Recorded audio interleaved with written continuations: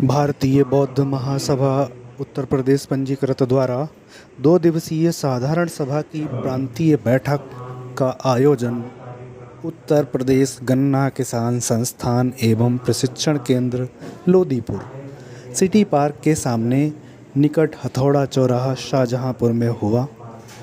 इस अवसर पर धम्म देसना का कार्यक्रम भी था। पूज्य भंते ज्ञानलोक थेरो जो कि विहाराध्यक्ष हैं बोधानंद बुद्ध विहार रिसालदार पार्क लखनऊ के, उनका धम्म देसना का कार्यक्रम हुआ, जिसे सुनने के लिए शाहजहांपुर के और प्रदेश के अन्य जनपदों से आए हुए धम्म उपासकों ने बहुत ही अनुशासित ढंग से सुना। देसना का स्थल उत्तर प्रदेश गन्ना किसान संस्थान शाहजहांपुर का ऑडिटोरियम था। पूज्य भंते ज्ञानलोक थेरो ने बौद्ध धम्म की वर्तमान में उपयोगिता के बारे में बताया और साथ ही बताया कि हम बौद्ध बन चुके हैं, अब अगला चरण क्या होना चाहिए, अब बौद्धों को क्या करना चाहिए, कैसे अपने संस्कारों में परिवर्तन लाएं, जिससे कि आने वाली पीढ़ी के बच्चे उन संस्कारों को ग्रहण करें।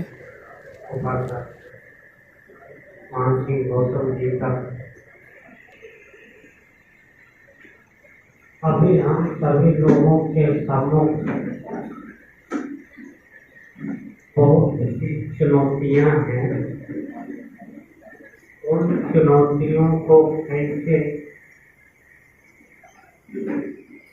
निपटा जाए, कैसे उनको खत्म किया जाए। बोधिसत्व बाबा साहब का जो सपना था, ये राष्ट्र पुनः से बौद्धमय बने, भगवान जिम्मेदारी नहीं है कि ये सब भक्ते लोग करेंगे या पदाधिकारी जो शासन चलाते हैं पदाधिकारी लोग करेंगे। ये सबकी जिम्मेदारी है कि बुद्ध शासन की रक्षा करना, सुरक्षा करना, उसको अपनी आने वाली पीढ़ियों तक ले जाना सभी की जिम्मेदारी है। अभी हम लोग जो बाबा साहब की धम्म क्रांति उसका 69वां साल चल रहा है और जबकि बाबा साहब क्रांति प्रारंभ की 70 साल से अधिक 100 साल के लगभग हो गया समय। और जब मैं पीछे मुड़ के देखता हूँ कि जो जहाँ पे हम लोगों को पहुँच जाना चाहिए था, अभी हम लोग वहाँ तक नहीं पहुँच पाए, तो कुछ तो कारण होंगे। तो मैं हमेशा इन बातों की चर्चा करता हूँ। मैं महर्षि गौतम जी को भी याद दिलाया कि आपसे भी फोन पे चर्चा इस तरीके से हुई है, और जब तक हम लोग अपनी समस्याओं को रेक्टिफाई नहीं करेंगे तो उनका समाधान नहीं खोज पाएंगे। और जो नारा एक अभी खूब लगाते हैं हम लोग, उनको नारा पूरा याद नहीं आ रहा है। बौद्ध धर्म अपनाएंगे, नारा क्या होता है? बौद्ध धर्म अपनाएंगे, घर दीप जलाएंगे, बौद्ध धर्म अपनाएंगे, ये नारा लगाते हैं लोग। अब ये नारा का समय है कि उसको परिवर्तित किया जाए। हम लोग कब तक बौद्ध धर्म अपनाने की बात करते रहेंगे? हम लोग बौद्ध धर्म अपना चुके हैं आज से 70 साल पहले, 56 में। अब हम लोग को सोचना पड़ेगा कि बुद्ध शासन में, बौद्ध धर्म में कैसे रचना है, कैसे बसना है। रचना बसना हम लोग को अब है। अभी तक 70 साल से तीसरी पीढ़ी चल रही है। अपनाने का समय चला गया है। और हम लोग जो अपनाना था हम लोग अपना लिए, हमारे जो पूर्वज लोग थे उन्होंने अपनाया, और आने वाली संतानें भी अपना ही चुकी है। अब बुद्ध शासन में रचना बसना कैसे है, एक बौद्ध ब्लड कैसे बनाए, ये सबसे बड़ी हम लोग की चुनौती है कि हमारी जो आने वाली संतानें जो हैं वो जन्मजात घोषित पैदा हो, ना कि वो जाकर के वो शिक्षा में प्रमाण पत्र के लिए। अभी भी बहुत लोग चक्कर काटते हैं, हमको फोन करते हैं कि मुझे उनको शिक्षा दे दी है, प्रमाण पत्र बनाना है। तो ये समस्याएं हैं। तो हमको कई बार है ना मान सिंह गौतम जी से भी इस बारे में बात किए थे, जिनकी तुमको याद नहीं। आर गौतम जी से सर्टिफिकेट करना उन्हीं से दिलाते थे। तो हम लोग को बौद्ध परंपराओं में, बौद्ध आदर्शों में रचना बसना है। हमारे जो आचार हैं, हमारे विचार हैं, वो जो संस्कार हैं, वो सब बौद्ध होना चाहिए। हम लोग जब चर्चा करते करते जब कभी लोग है ना कुछ उपमाएं देखते हैं, वो पुरानी उपमाएं देखते हैं, बौद्ध उपमाएं नहीं होती हैं। जो हमारे एकाएक हमारे मुख से है ना एक्सप्रेशन निकलते हैं, उनमें है ना बौद्ध होने की झलक नहीं दिखती है। तो ये छोटी छोटी बातें हैं जो हमारे खून में आनी चाहिए थी, वो अभी तक नहीं आई हैं। तो उन चीजों को है ना कैसे है ना कि हमारे जो आदर्श लोग हैं उनका जीवन चरित्र है, हम उनके प्रति कितने श्रद्धावान हैं और वो श्रद्धा को हम अपने जीवन में कितना अंगीकार किए हैं, तभी हम उनके आदर्शों पे चल सकते हैं। बोलने से कुछ नहीं होने वाला है। हम सभी लोग को जो हमारे महापुरुष हैं उनके बारे में छोटी छोटी बातों को जो बहुत ही रोचकता देने वाली हैं, इम्प्रेस करने वाली हैं, जो उदाहरण युक्त उनके कार्य हैं, उन सबको हम लोग को पता होना चाहिए। उनको बार बार स्मरण भी करते रहना चाहिए। और अष्टांगिक मार्ग में 7वां जो मार्ग है सम्मा सती, सम्यक स्मृति। तो बार बार है ना स्मृति करना, बार बार स्मरण करना हमारी पहचान होनी चाहिए। हम जितना हम उनको स्मरण करेंगे, उनके जीवन को स्मरण करेंगे, छोटी छोटी उपमाओं में उनको लेंगे, उतने ही हम सफल हो सकते हैं। हम बिहार में बैठ के कल भी मेरी एक प्रोफेसर से बात हो रही थी, तो ये इन्हीं बातों पे चर्चा हो रही थी कि कैसे समाज में हमारे जो उदाहरण हैं, उपमाएं हैं, वो बौद्धों वाली कैसे थे। बहुत ही बिरले लोग हैं कि एक दो उपमाएं दे पाते हैं, नहीं तो कॉमन हर बात में वो रामायण की उपमाएं देना, महाभारत की उपमाएं देना, या और मुस्लिम की भी है ना पुराण की भी उपमाएं देना, वो नॉर्मली है ना वही लोग जो देते आए हैं, सुनते आए हैं, वही करते हैं। तो हम लोग को ये सब चीज़ें आइडेंटिफाई करनी है कि कहाँ पे कौन सी उपमाएं देनी है। मैं कुछ दिन पहले एक पत्रकार महोदय से मैं बात कर रहा था, उपमाओं पे थोड़ा मैं चर्चा करूँगी। तो बात करते करते उन्होंने एक शब्द बोला कि ये लक्ष्मण रेखा है। तो हमने बोला उनसे, हमने कि ये तो बुद्धिस्ट होने की पहचान नहीं है। हम लोग को ना अपने धर्म के अनुरूप जो एक अकाट्य जिसको काटा न जा सके, ऐसे बहुत से उदाहरण मिलेंगे। हमको उनको ना अपने जीवन में, अपनी स्मृति में ला करके बैठाना है कि जो बिल्कुल भी काटा ना जा सके। तो भगवान बुद्ध का एक नाम बहुत ही प्रचलन में, भारत में तो कम लेते हैं। एक नाम बोलते हैं ना, नरसिंह बोलते हैं। नरसिंह, आप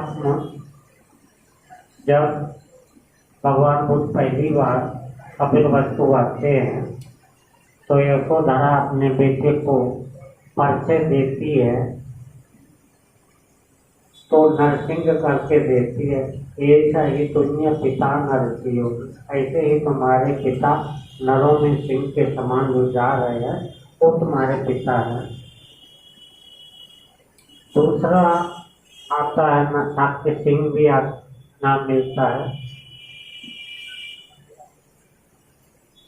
जो सिंह की उपमा दी है भगवान बुद्ध को, सम्राट अशोक ने भी जहाँ जहाँ स्तंभ बनाए उनमें बहुत सी जगह में शेर का उपयोग किया है। सारनाथ में किया, वैशाली में किया, तो शेर का ही क्यों किया? सारनाथ में भगवान बुद्ध ने जो धम्म तक प्रवर्तन किया और चारों तरफ गर्जना की, और एक सूत्र भी है, ये सूत्र, उसमें ना सारपुत्र भगवान बुद्ध के प्रति बहुत ही अपार प्रसन्न होकर के कि भगवान के वचनों से भगवान ने ऐसा बोला, सिंह के गर्जना के समान उपदेश किया।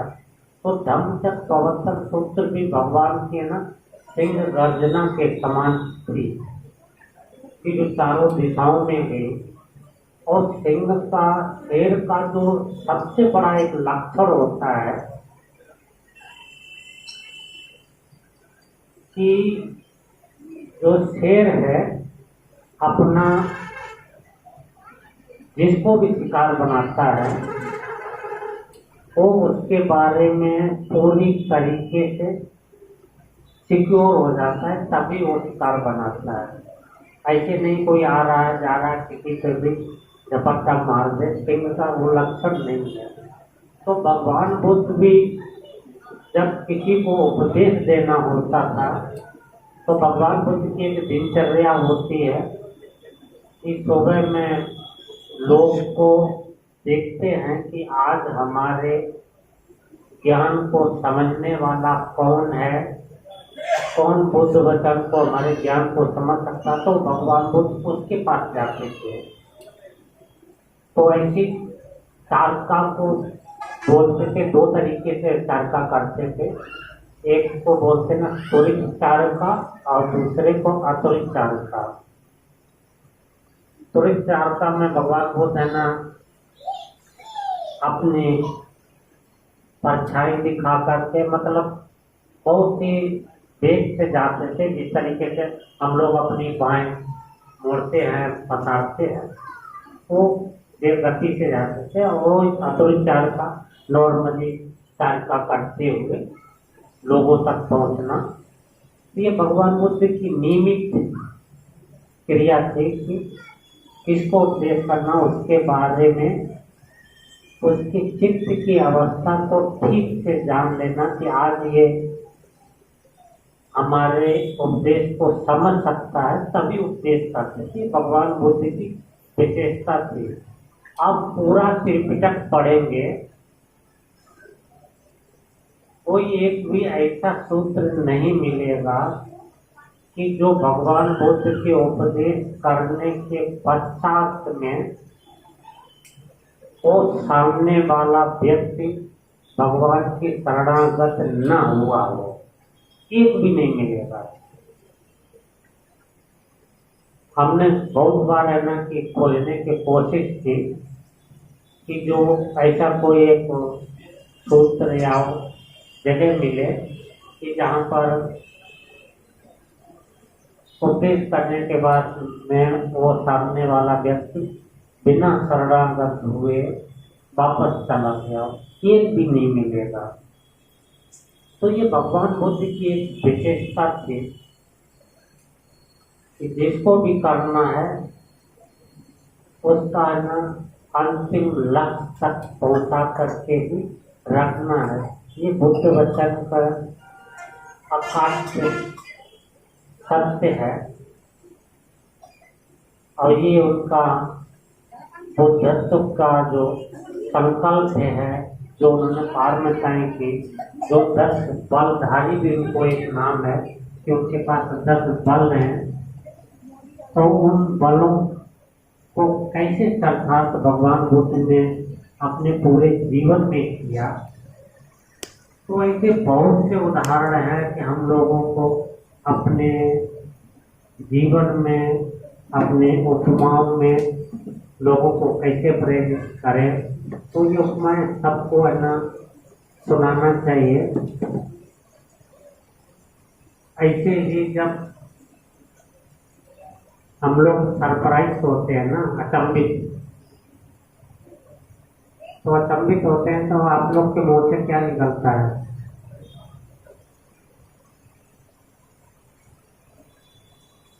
कुछ निकलता है कि नहीं? क्या निकलता है? कुछ न कुछ तो निकलता ही है।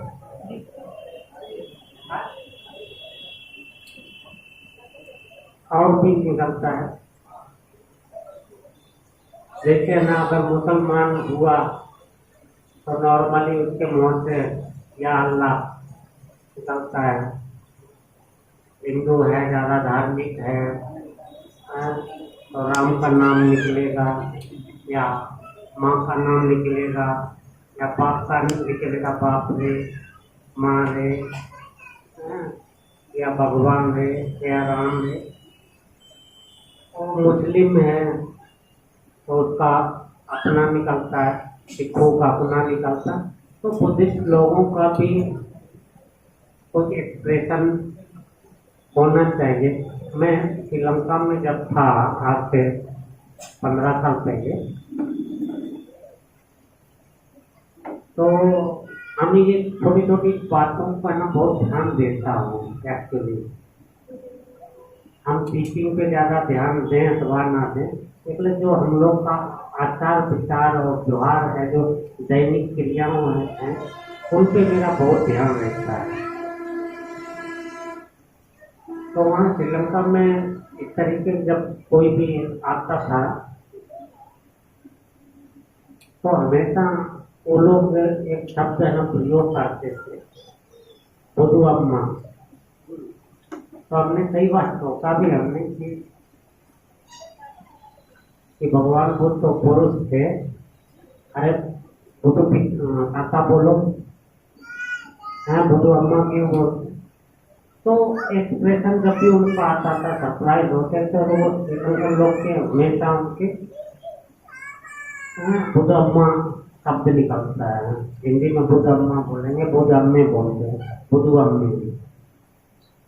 तो ऐसे शब्द जो है ना हमारी पहचान दिलाते हैं कि हम क्या हैं, हमारे आचार क्या, हमारे विचार क्या और हमारा व्यवहार क्या। हमको बताने की जरूरत नहीं है कि हम बौद्ध हैं भगवान बुद्ध को मानने वाले और हमारे विचारों से, हमारी भाषा से उन लोगों को एकदम से पता लग जाना चाहिए। और जो हम लोग के जो पर्व त्योहार है उनको मनाना बहुत ही आवश्यक है। कि अभी हम लोग है ना, बुद्ध पूर्णिमा हो गई है, 14 अप्रैल हो गया है, 14 अक्टूबर हो गई, आषाढ़ी पूर्णिमा हो गई, या माघी पूर्णिमा हो गई, अश्विनी पूर्णिमा हो गई। ये हम लोग जितने भी पर्व हैं वो सब एक भाषणबाजी का मंच बना करके वहीं तक सीमित किए हुए हैं। तो हमारे जो पर्व हैं उन पर्वों को हम सबको अपने अपने घरों में मनाना सबको चाहिए। मैं अपने बुद्ध विहार में हमने ये बात को हमेशा बोलता हूँ कि आप बुद्ध पूर्णिमा के दिन अगर बुद्ध विहार में नहीं आ पाते हैं, हमारी कोई शिकायत नहीं है। इसलिए आप अपने घर में बुद्ध पूर्णिमा वो होना जरूरी है। कि बुद्ध विहार में आप नहीं आए, हम बिल्कुल शिकायत नहीं करने जा रहा हूँ कि आप बुद्ध पूर्णिमा के दिन भी आप बुद्ध विहार में नहीं आए। इसलिए आपके घर के अंदर में बुद्ध पूर्णिमा का सेलिब्रेशन होना चाहिए और बहुत ही अच्छे से होना चाहिए। अच्छा खाना पीना हो, अच्छे कपड़ों का शॉपिंग वगैरह हो, घर की रंगाई पुताई हो। आप यह संक्षेप में कहें, लोग है ना अपने त्योहारों पे, अपने परिवार पे खर्चा करना शुरू करें। अभी मैंने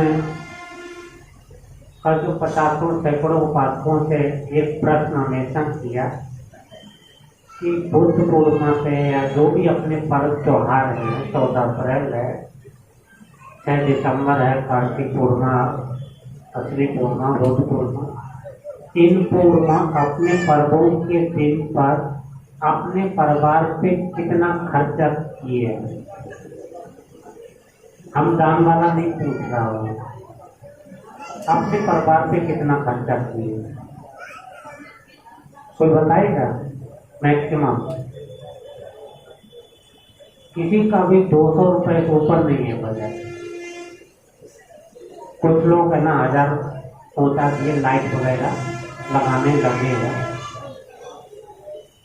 तो ये बजट जो है ना हम लोग को अपने त्योहारों पे बढ़ाना चाहिए अपने परिवार के लिए। मैं बोलता हूँ कि आपको गाड़ी खरीदनी है, अपने त्योहार पे खरीद के लाओ। सोना खरीदना है, अपने त्योहार पे लाओ। घर में कोई सामग्री खरीदनी है, अपने त्योहार के नाम पर लेके आओ। अपने बहन को, माँ को, पत्नी को गिफ्ट देना है, अपने त्योहार के दिन दीजिए। जो भी है ना काम करना है तो अपने त्योहार के नाम पे जब करना शुरू करेंगे तो जो हमारी आने वाली जनरेशन है वो अपने आप उत्साह में रहती है। तो इस बात को आप लोग है ना थोड़ा अभ्यास करके देखिए कि ये कितना परिवर्तन लाता है कि अपने पर्वों के दिन हम अपने परिवार पे कितना खर्चा करके लोगों के अंदर में कितना उत्साह लाते हैं। और बहुत से परिवारों ने इस बात को कार्य करना शुरू किया तो उनकी यहाँ पे चेंजिंग देखने को मिल रही। सभी परिवार के लोगों को इंतजार रहता है कि अब हमारा त्योहार कब आए। तो लोग है ना अपने त्योहार के दिन, पर्व के दिन अपने परिवार पे खर्चा जरूर करें। कपड़े खरीदना, गाड़ी खरीदना, घर गृह प्रवेश करना, जो भी है धार्मिक क्रियाएं हैं, या गिफ्ट देना या गिफ्ट लेना, ये अपने त्योहारों के दिन ज़्यादा से ज़्यादा करें। तभी हम लोग जो बाबा साहब का सपना था और कहते हैं हम भी लोग भी, बौद्ध बनो, बौद्ध सीखो, बौद्ध लिखो। तभी हम ये तीनों काम हो पाएंगे कि जब तक हमारे परिवार के अंदर में बौद्ध संस्कार नहीं आएंगे, बौद्ध पर्व त्योहार नहीं आएंगे, तब तक हम दिख नहीं सकते हैं। दिखने के लिए हम लोग को एक सभा गैदरिंग करनी होगी। यहाँ पे है ना 200 लोग हैं, 500 लोग हैं, 1000 हैं, 2000 हैं, और जैसे ही गेट के बाहर हुए कौन कहाँ बुद्धिस्ट है कोई पता नहीं रहता है। तो हम लोग को अपने पर्व त्योहारों के प्रति सचेत होना, उनको जितना अच्छा से सेलिब्रेशन करना है करना चाहिए। मैं जिस बुद्ध विहार में हूँ उस बुद्ध विहार के संस्थापक पूज्य भगत बोधानंद महावीर जी हैं। बोधानंद जी भारतीय भिक्षुओं में दूसरे भिक्षु थे। ये न्यू बुद्धिस्ट जिनको बोलेंगे, पहले भिक्षु बनते हैं महावीर स्वामी कुशीनगर में जो रहते थे, और दूसरे भिक्षु बोधानंद महावीर जी। इससे पहले हिंदी भाषियों में कोई भिक्षु नहीं था। हिंदी बेल्ट में अपना यूपी बिहार हरियाणा जो उत्तर भारत है, मध्य भारत है, तो ये दो पहले भिक्षु हैं। जब पूज्य बोधानंद जी ने ये विशाखा पाठ की स्थापना की और इसका उत्तराधिकारी जब बनाने का उनका विचार आया, तब उनके सामने बहुत बड़ी एक चिंता थी कि हम अपना इस विहार को बनाए हैं, इसको किसको सौंपें। उस समय 1940 तक है ना बहुत से भक्त लोग बच चुके थे अपने हिंदी भाषियों में, परंतु उनका सबका जो एक व्यवहार था वो कब घर चले जाएंगे कब बिहार आएंगे किसी का कोई भरोसा नहीं था। कब फीवर खोल के खेत में काम कर रहे हैं, इसके बाद में आकर फीवर पहन लिए। तब उनको चिंता हुई कि हम ऐसे लोग को बनाएं कि ये बिहार की परंपराएं हैं, धर्म की परंपराएं हैं, वो मजबूती से स्थापित रहें। तो उसके लिए चाहिए था उनको बुद्धिस्ट ब्लड। वो बुद्धिस्ट ब्लड के लिए फिर ये परंपरागत है ना कोई बौद्ध बालक लाया जाए जो पारंपरिक बौद्ध हो, और जो पारंपरिक होगा तो परंपराओं को मानने वाला होगा। तब बंते जी ने वो श्रीलंका से पूज्य भक्त प्रज्ञानंद जी को लेकर के बुला करके लाए। तो हम लोग को भी है ना एक बौद्ध ब्लड बनाना है अपनी जनरेशनों में। अब हम लोग ये नहीं कहना पसंद करते हैं कि हम लोग कन्वर्टेड बुद्धिस्ट हैं, और वैसे भी बाबा साहब इस बात को नहीं मानते थे कि हम लोग है ना कन्वर्टेड बुद्धिस्ट है। वो हमेशा पारंपरिक बुद्धिस्ट है ना भटके हुए बुद्धिस्ट मानते रहे। तो हम लोग जन्म जात से हमारे पूर्वज लोग 1000 वर्ष पहले तक बुद्धिस्ट थे। फिर क्या स्थिति आई, इन दुष्वारियों से हमारे पूर्वजों का जीवन बीता। फिर से बाबा साहब के उनके मार्गदर्शन में फिर से अपनी जड़ों की तरफ वापस आए।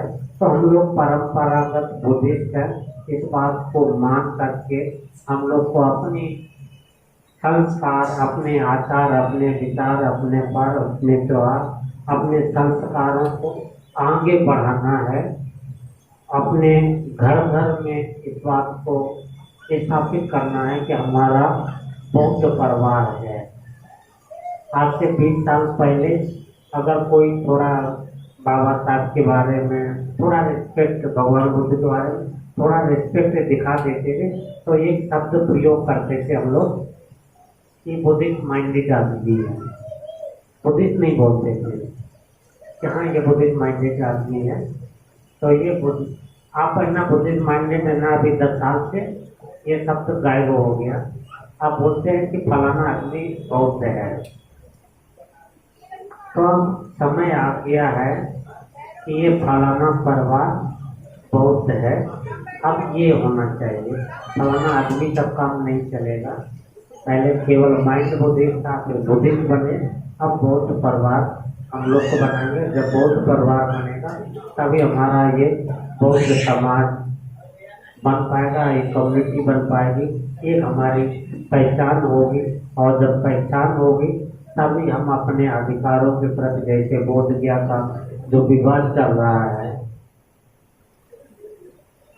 वो विवाद हमारी पहचान से जुड़ा हुआ है, तो विवाद भी तभी ठीक से सुलझा पाएंगे। कोई विवाद नहीं, हर जगह है, सब जगह कब्जा करके लोग बैठे हुए हैं। तो उन सब चीज़ों को अपनी पहचान, अपने परिवार, अपने धर्म स्थान, अपने आचार विचार सभी बौद्ध में बनाएंगे। इन्हीं शब्दों के साथ आप सबको त्रिवेदी पावनी बुद्ध पूर्णिमा की शुभकामनाओं के साथ, बाबा साहेब की जयंती की शुभकामनाओं के साथ आपको बहुत बहुत आशीर्वाद, मंगल कामनाएं।